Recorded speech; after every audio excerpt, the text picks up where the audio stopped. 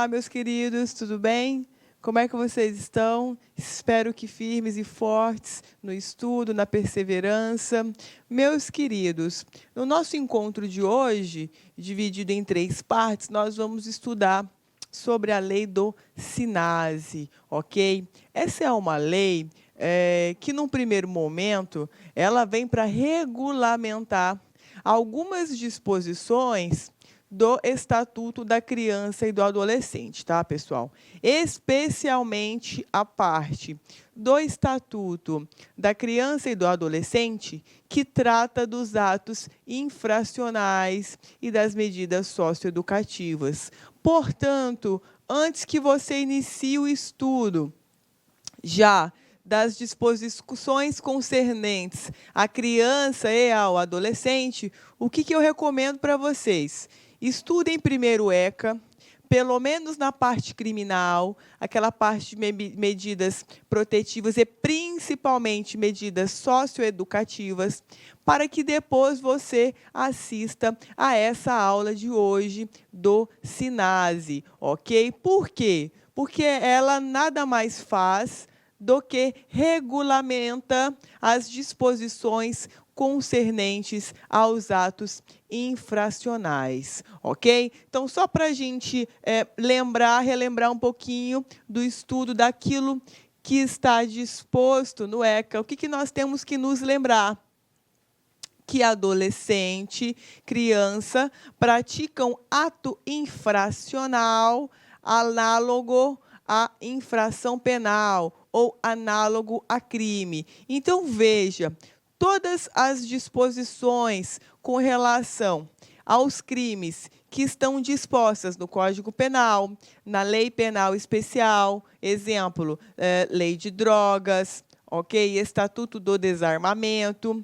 Esse adolescente que eventualmente venha a praticar qualquer conduta descrita nos tipos penais incriminadores, ou seja, nos crimes propriamente ditos, sejam do Código Penal, ou seja, da legislação penal especial, ele terá praticado um ato infracional análogo à infração penal. E, em decorrência disso, meus queridos, naturalmente, que os regramentos vinculados ao adolescente que se encontra nesse contexto, eles são diversos na medida em que estão disciplinados no Estatuto da Criança e do Adolescente. Então, diante desse contexto, nada mais lógico do que, primeiro, você dar uma estudada no ECA, especialmente na parte criminal, e depois vir aqui assistir essa aula do SINASE, tá? Como que vai funcionar e como que eu te recomendo? Peguem a lei especial agora e acompanhem a lei com a nossa aula. Para quê? Para você ir linkando os artigos mais importantes, as palavras-chave que, sem dúvida, serão cruciais para a sua aprovação, ok? Lembrando a vocês, nunca é demais. São essas pequenas leis que poucos candidatos estudam, que, na verdade, representam o diferencial na aprovação. Porque, veja, o Estatuto da Criança e do Adolescente, propriamente dito, todo mundo vai estudar. Agora, a lei do SINASE, que é uma lei especial, que vem regulamentar o Estatuto da Criança e do Adolescente, poucos candidatos eles vão ter esse tempo destinado ao estudo. E é exatamente essa lei que vai ali te gerar uma ou duas questões a mais, que vão permitir que você, avance, seja aprovado no seu concurso público. Ok? Então, a gente vai tendo a aula aqui com os principais artigos. Não vou mentir para você, pô, professora, tem como eu entender a lei dos sinais? Não, meu querido. Entendê-la, na verdade, eu diria memorizá-la pelo tempo suficiente para a sua aprovação. Então, não se preocupe em decorar as disposições que nós vamos estudar aqui. O que eu recomendo a você? Tem uma aulinha hoje do SINASE, tranquilo. Chegou, uma vez por semana, bate o olho na lei e assim, sucessivamente, até a data do seu concurso. Na véspera, pegue ela, dê uma lida e vai para a prova. Você precisa simplesmente de uma memória recente para poder ir lá e marcar as questões com relação a essa matéria, ok? E aí veja que o SINASE, ele trabalha ao mesmo tempo com princípios norteadores, diretrizes para que os agentes públicos e aqueles que trabalham em colaboração com o poder público possam utilizar. Também traz regras, traz norma propriamente dita, ou seja, a lei do SINASE ela é um complexo de diretivas com relação à administração pública, de princípios e de regras com relação àquele que é o aplicador do direito e também traz diretrizes concernentes às políticas públicas dentro dessa questão do sistema socioeducativo, ok? Então, veja aqui,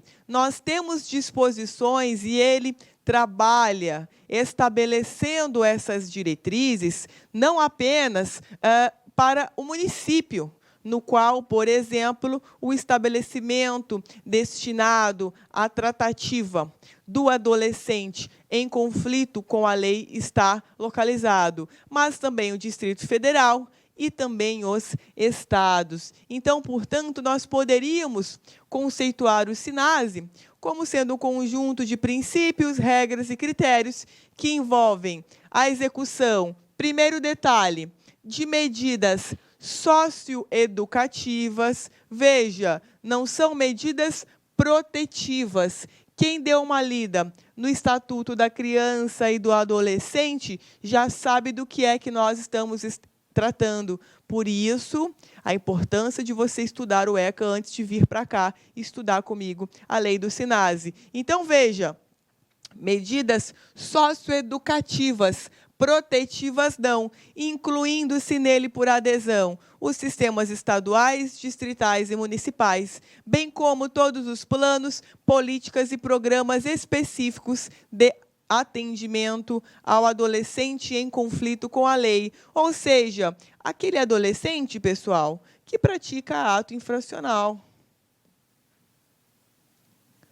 Então, nós temos na lei do SINASE uma destinação específica, adolescente em conflito com a lei, medida socioeducativa, e veja, ele traz diretrizes com relação à gestão administrativa do sistema socioeducativo, mas ele também traz regras e princípios a serem observados por aqueles que aplicam a lei e também por aqueles que já estão na execução dessa medida socioeducativa que vai ser aplicada para esse adolescente em conflito com a lei, ok? E aí veja que os objetivos do SINASE, eles já estão estampados, ok, na lei, logo abaixo, logo no início da lei. Então, veja, quais são os objetivos?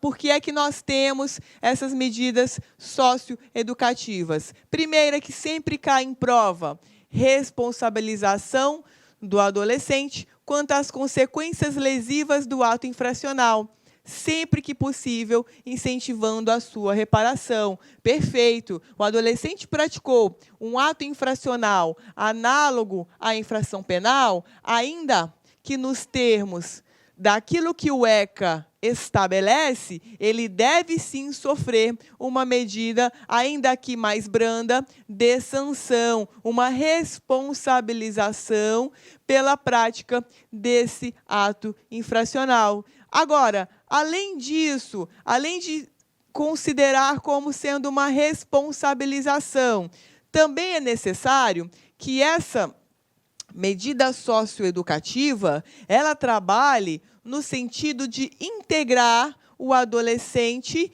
e garantir os seus direitos individuais e sociais por meio do cumprimento de seu plano individual de atendimento. O que é isso, gente? Isso aqui é o PIA, ok? O Plano Individual de Atendimento é o PIA. Cada adolescente que tenha praticado ato infracional análogo à infração penal, cujo processo tenha resultado na aplicação de uma medida socioeducativa, todo adolescente nessas condições, ele possui esse PIA. Ok? E aí veja que esse plano individual de atendimento, ele vai levar em consideração, primeiro, a natureza desse ato infracional, segundo, as condições pessoais desse adolescente. Então, veja que cada adolescente deverá ter, de forma individualizada e muito bem delimitada, a natureza dessa medida socioeducativa de acordo com todas essas condições de caráter pessoal. Por isso, a existência desse PIA, ok? Agora, além disso, também a medida socioeducativa ela deve resultar na demonstração da desaprovação da conduta infracional, efetivando as disposições da sentença como parâmetro máximo de privação da liberdade ou restrição de direitos, observados os limites previstos em lei.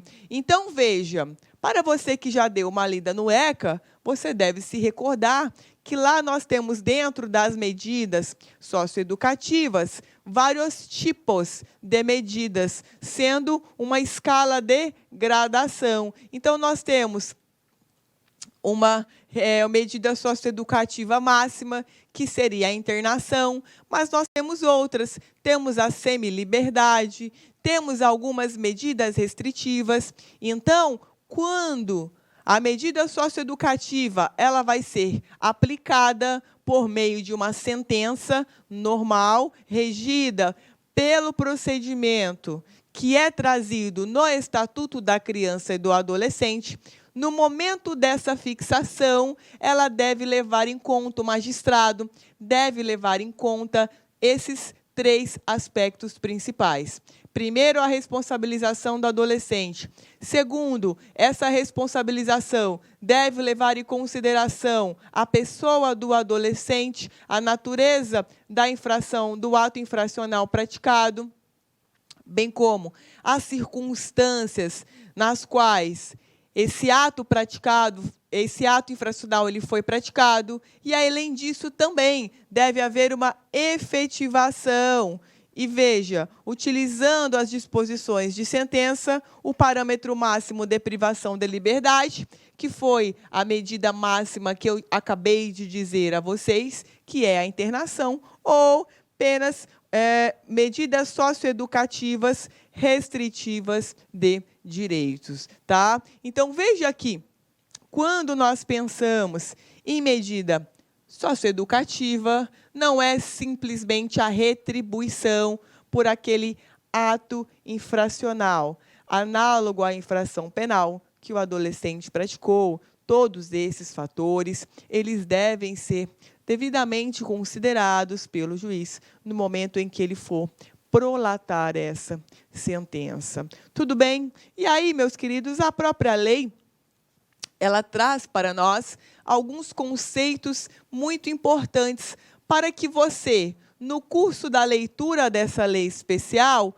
não se perca com relação a esses institutos, ok? E veja, esses 3 institutos, cujos conceitos eu já coloquei aqui para você nos slides, e que igualmente são trazidos pela lei, cai em prova o tempo todo. São eles, primeiro, o programa de atendimento, que é a organização e o funcionamento por unidade das condições necessárias para o cumprimento das medidas socioeducativas. O outro conceito, unidade, base física necessária para a organização e o funcionamento do programa de atendimento. Então, veja, o programa de atendimento é a organização e o funcionamento por base física. Por base física. das condições necessárias para o cumprimento das medidas socioeducativas. Em contrapartida, a unidade é a base física propriamente dita, na qual essa medida socioeducativa ela será cumprida. Perfeito? E aí, por fim, nós temos aqui a entidade de atendimento, que é a pessoa jurídica de direito público ou privado que instala e mantém a unidade e os recursos humanos e materiais necessários ao desenvolvimento de programas de atendimento. E aí, veja, no início desta aula, eu disse a vocês que não somente o poder público atua com relação à execução dessas medidas socioeducativas. E aqui nós temos, através da lei, essa exata constatação, porque, veja, pessoa jurídica de direito público ou privado, nós temos entidades privadas que trabalham em colaboração com o poder público. Nós temos entidades privadas sem fins lucrativos que vão sim se habilitar e possuir capacidade para a execução dessas medidas socioeducativas nos termos do que está estabelecido, não só no ECA, como também aqui no SINASE, ok? E aí, veja, claro, nós temos o SINASE, que é esse programa nacional, e cuja competência para processo e julgamento, não, me perdoem, cuja competência para elaboração dessas diretrizes, inicialmente elas são da União. Então, a União ela estabelece as diretrizes básicas do SINASE. Então, veja, competências da União. O que a União tem que fazer com relação a essas medidas socioeducativas que serão aplicadas aos adolescentes em conflito com a lei, ou seja, que serão aplicadas aos adolescentes que praticarem ato infracional análogo à infração penal. Então, olha lá, a primeira delas, formular e coordenar a execução da Política Nacional de Atendimento Socioeducativo. 2, elaborar o Plano Nacional de Atendimento Socioeducativo, em parceria com os estados, o Distrito Federal e os municípios. Claro, como que a União ela vai estabelecer um plano nacional sem participação dos estados, municípios e DF, que são aqueles que executam, que são aqueles que possuem as necessidades financeiras peculiares de cada estado? Então, a União ela precisa da participação dos demais entes políticos para elaborar esse plano nacional, até porque não é ela quem vai executar lá na ponta essa medida socioeducativa, ok? E aí, veja, também é competência da União prestar assistência técnica e suplementação financeira aos estados, ao Distrito Federal e aos municípios para o desenvolvimento dos seus sistemas. Claro, então, naquilo que for necessário, a União ela vai injetar uma grana, ela vai dar um subsídio complementar naquilo que for necessário para os estados, municípios e Distrito Federal fixarem o SINASE da forma como ele estabelece, em todas as suas diretrizes, ok? Então, a União ela tem essa responsabilidade financeira complementar, ok? Também cabe à União instituir e manter o Sistema Nacional de Informações sobre o Atendimento Socioeducativo, seu funcionamento, entidades, programas, incluindo dados relativos a financiamento e população atendida. Também, inciso 5, contribuir para a qualificação e ação em rede dos sistemas de atendimento socioeducativo. Inciso 6, estabelecer diretrizes sobre a organização e funcionamento das unidades e programas de atendimento, bem como as normas de referência destinadas ao cumprimento das medidas socioeducativas de internação e semi-liberdade. Então, você, meu querido aluno lá, que já viu a nossa aula do ECA, lembra? Internação, liberdade assistida, semi-liberdade. Aqui, a responsabilidade da União é com relação à internação e à semi-liberdade. Então, muita atenção para esse detalhe. Vamos lá, começar a trabalhar com as palavras-chave, ok? Depois, inciso 7º, também compete à União instituir e manter processo de avaliação dos sistemas de atendimento socioeducativo, seus planos, entidades e programas. 8. Financiar com os demais entes federados a execução de programas e serviços do SINASE. E, finalmente, inciso 9, garantir a publicidade de informações sobre repasses de recursos aos gestores estaduais, distrital e municipais para financiamento de programas de atendimento socioeducativo. Então, veja que de tudo que nós lemos aqui, nesses incisos, a competência da União ela é uma competência mais abrangente e tudo aquilo que se vincular a plano nacional, estados, municípios e Distrito Federal estão no meio. Porque, afinal de contas, são esses entes quem efetivamente executarão na prática as medidas, as diretrizes, as regras que são trazidas na lei do SINASE, ok? E aí, veja que a lei ela trabalha com uma lógica. Então, primeiro ela estabeleceu a competência dos estados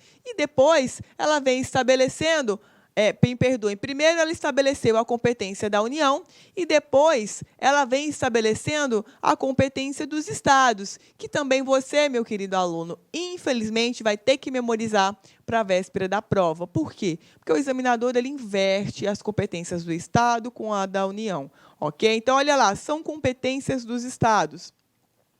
Formular, instituir, coordenar e manter o sistema estadual de atendimento socioeducativo, respeitadas as diretrizes gerais fixadas pela União. Então, veja, Sistema Nacional de Atendimento, quem mexe? A União. Sistema Estadual de Atendimento, quem mexe? Os estados, claro, são eles que sabem as suas respectivas necessidades e as suas respectivas peculiaridades. Também é competência dos estados elaborar o Plano Estadual de Atendimento Socioeducativo em conformidade com o Plano Nacional. 3. Criar, desenvolver e manter programas para a execução das medidas socioeducativas de semi-liberdade e internação. Então, veja aqui, o que era até então nacional, uma conotação nacional, a gente vai regionalizando nas competências estaduais. Então, veja, olha lá. Tudo é Sistema Estadual de Atendimento Socioeducativo, Plano Estadual de Atendimento, ok? Manter programas de execução das medidas. Por que de execução? Ora, porque são nos estados que as medidas são executadas. Então, ninguém melhor do que eles para saber e aplicar nos termos daquilo que o SINASE estabelece. Perfeito? Também é competência dos estados editar normas complementares para a organização e funcionamento do seu sistema de atendimento e dos sistemas municipais. Então, veja, que ele vai regulamentar não só ele mesmo, mas os sistemas municipais, porque, afinal de contas, as unidades de atendimento ficam onde? Nos municípios. Então, o Estado ele vai complementar, né, as diretrizes estabelecidas pela União, e esse complemento também vai servir para os sistemas municipais, ok?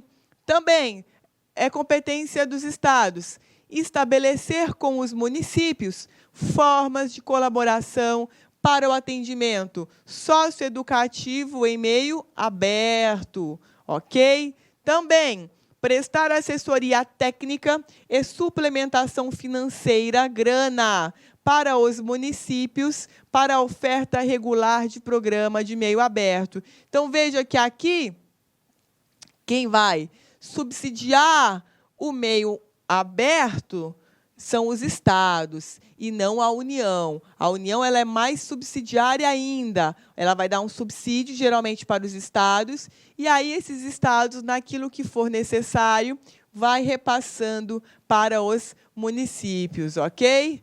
Também são competências dos estados. Garantir o funcionamento do plantão interinstitucional nos termos previstos no 88, perfeito, do ECA. 8º, garantir defesa técnica a adolescente a quem se atribua a prática de ato infracional, perfeito. 9, cadastrar-se no Sistema Nacional de Informações sobre o atendimento socioeducativo e fornecer regularmente os dados necessários ao povoamento e à atualização do sistema. Claro, como que o Sistema Nacional ele vai ser alimentado? Ora, através dos municípios e dos estados. Então, os estados possuem essa responsabilidade de alimentar o Sistema Nacional para que deles se possam extrair as informações necessárias com relação ao sistema socioeducativo. Por quê? Porque só assim o Plano Nacional ele poderá ser alterado, modificado, adaptado com base nesses dados, ok? Então, veja que municípios e estados são os responsáveis, no final de tudo, pela elaboração dos planos nacionais. Por isso, na elaboração do Plano Nacional, né, os estados e municípios e também DF participam junto com a União, ok? E aí, para finalizar, a competência dos estados, nós temos cofinanciar com os demais entes federados a execução de programas e ações destinados ao atendimento inicial de adolescente apreendido para apuração de ato infracional, bem como aqueles destinados a adolescente a quem foi aplicada medida socioeducativa privativa da liberdade. Exemplo, internação. Adolescente apreendido. O que é isso daqui, gente? Por isso eu falei, vamos dar uma olhadinha no ECA antes de vir para a minha aula. É como se fosse uma prisão em flagrante do adolescente. Mas aqui, no ECA, né, ela é denominada de o adolescente ele foi apreendido, ok? Para apuração de ato infracional. É diferente. Então, veja que essas são as competências dos estados. E aí, é claro, nós temos, logo na sequência, a competência dos municípios, que são várias. Então, olha lá, são competências dos municípios. Formular, instituir, coordenar e manter o sistema municipal. Cada ente cuida do seu sistema. Estado estadual, União nacional, município municipal. Municipal de atendimento socioeducativo, respeitadas as diretrizes fixadas pela União, primeiro, e também pelo respectivo Estado. Então, o município ele vai simplesmente complementar naquilo que faltar, naquilo que a União ou que os Estados ainda não regulamentaram, ok? Também é competência dos municípios elaborar o Plano Municipal de Atendimento Socioeducativo em conformidade com o Plano Nacional e o respectivo Plano Estadual. Perfeito, exatamente, sempre complementando os Estados e União. Terceiro, criar e manter programas de atendimento para a execução das medidas socioeducativas em meio aberto. Claro, assim como os estados, igualmente os municípios também atuam dessa forma. Depois, editar normas complementares para a organização e funcionamento dos programas do seu sistema de atendimento socioeducativo. Complementares por quê? Ora, porque o Estado é quem fixa a matriz e o município daquele Estado deve observar as diretrizes principais, as diretrizes que são estabelecidas ali no sistema estadual, perfeito? Também, os municípios deverão cadastrar-se no Sistema Nacional de Informações sobre o atendimento socioeducativo e fornecer regularmente os dados necessários ao povoamento e à atualização do sistema. E, por fim, cofinanciar conjuntamente com os demais entes federados, a execução de programas e ações destinados ao atendimento inicial de adolescente apreendido, que a gente acabou de ver isso aqui, bem como aqueles destinados a adolescente a quem foi aplicada a medida socioeducativa em meio aberto, ok? Exatamente da mesma forma que há essa previsão na competência dos estados, nós temos aqui também com relação aos municípios, tá? Tem provinha com lei do SINASE, principalmente para aquelas provas de agente socioeducativo, gente, despenca uma questão, uma ou duas de competência, tá? O que você tem que lembrar? Porque são muitas informações. Fique ligado que, tudo que é nacional é União. Estadual, estados, município, município. Distrito Federal, ele é híbrido. Tudo que nós estudamos aqui agora, de competência dos estados e municípios, nós vamos aplicar para o Distrito Federal, perfeito? Então, as competências no tocante ao SINASE, quando nós tratarmos do Distrito Federal, são todas aquelas que nós estudamos para os estados e para os municípios. Perfeito? E aí, veja que também nós temos, com relação aos programas de atendimento, as diretrizes que são estabelecidas pela própria lei do SINASE. Então, veja, os estados e o Distrito Federal inscreverão seus programas de atendimento e alterações no Conselho Estadual ou Distrital dos Direitos da Criança e do Adolescente. Os municípios inscreverão seus programas e alterações, bem como as entidades de atendimento executoras, no Conselho Municipal dos Direitos da Criança e do Adolescente. Então, veja, município,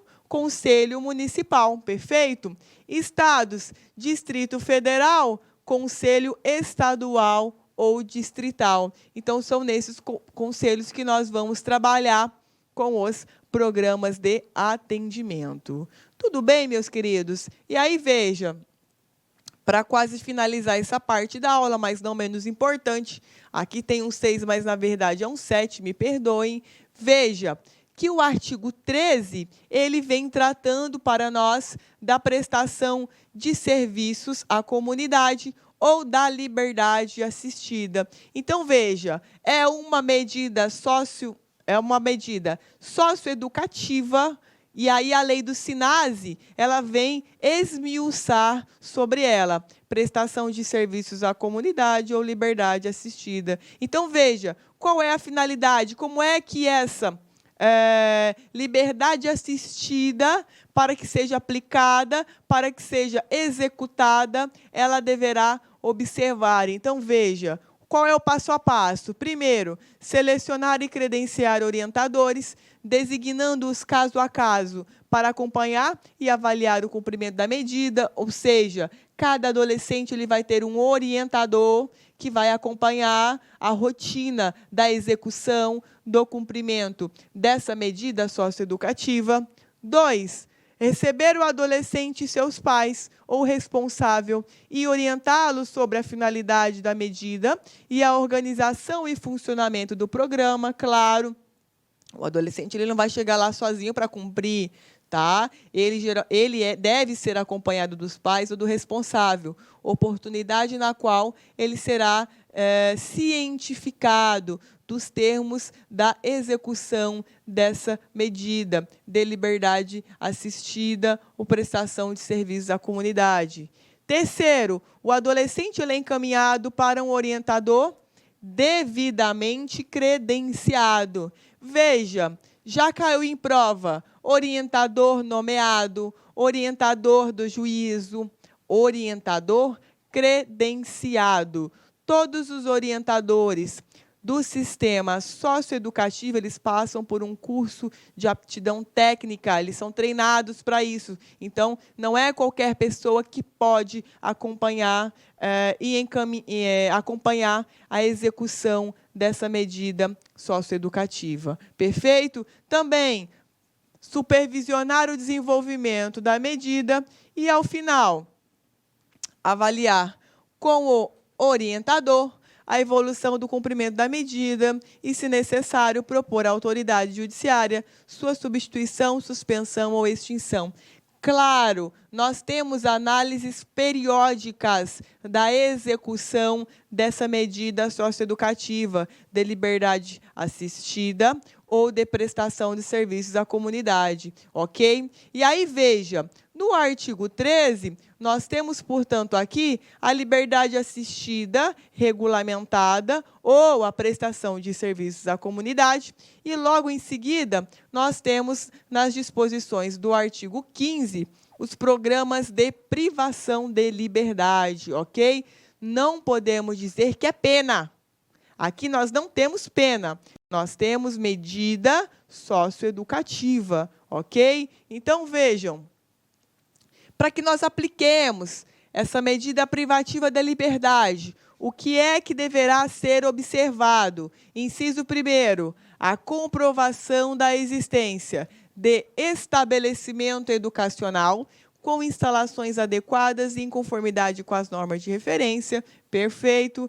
Também a previsão do processo e dos requisitos para a escolha do dirigente que vai executar, acompanhar essa medida.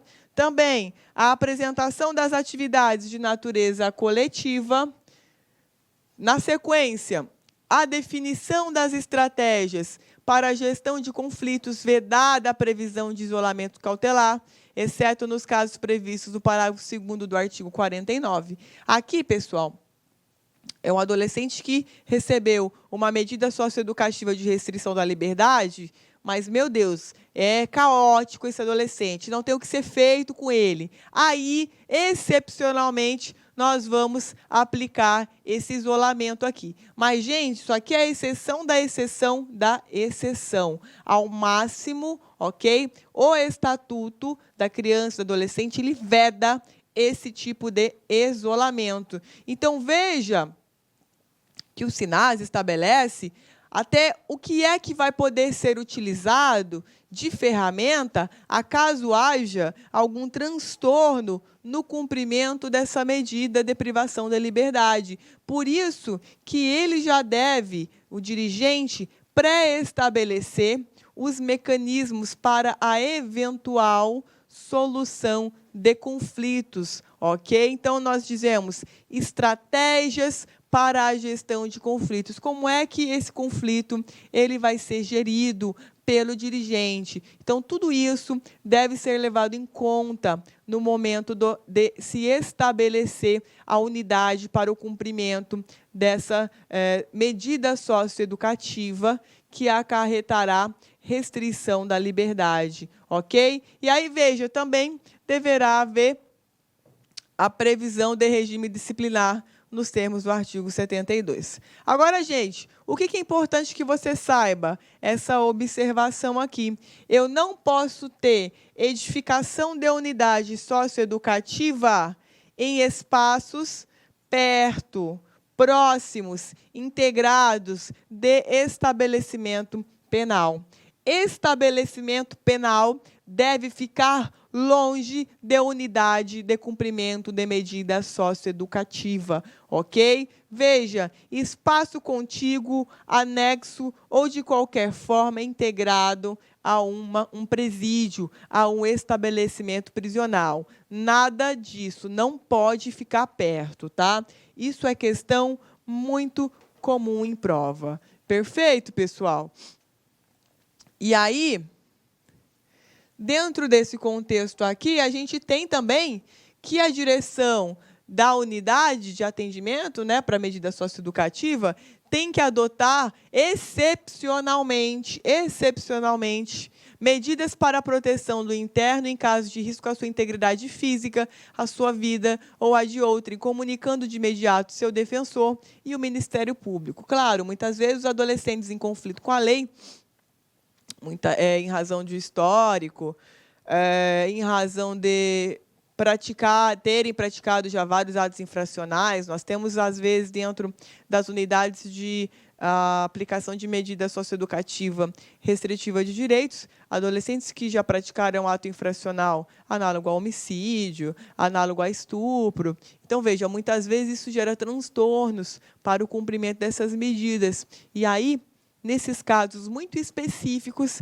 é que a direção da unidade de atendimento ela deverá tomar essas medidas excepcionalíssimas, mas tudo sempre comunicando ao Ministério Público e ao defensor desse adolescente, ok? E aí, veja que dentro desse contexto das medidas socioeducativas, nós temos tratado na lei do SINASE um tópico só para a avaliação e acompanhamento da gestão do atendimento socioeducativo. Então, veja, em cada estabelecimento socioeducativo, em cada unidade de atendimento, nós temos essa avaliação, que é uma forma de se acompanhar, fiscalizar como é que a gestão dessa unidade está sendo executada. Então, veja, quais são as funções dessa avaliação? Ora, é uma forma de contribuir para a organização da rede de atendimento, perfeito.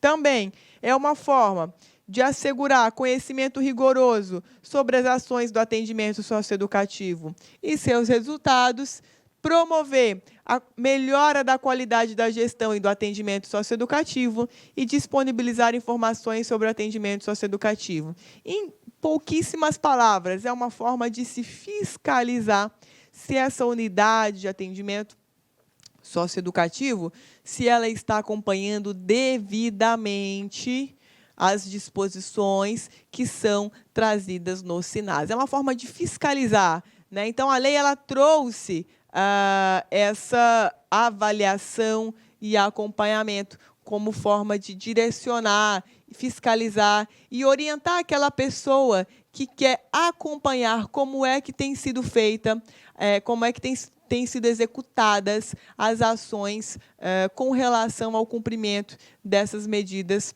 socioeducativas. Tudo bem, pessoal? Vamos dar um break por aqui, você toma seu cafezinho e a gente já volta daqui a pouquinho. Até lá! Clique like.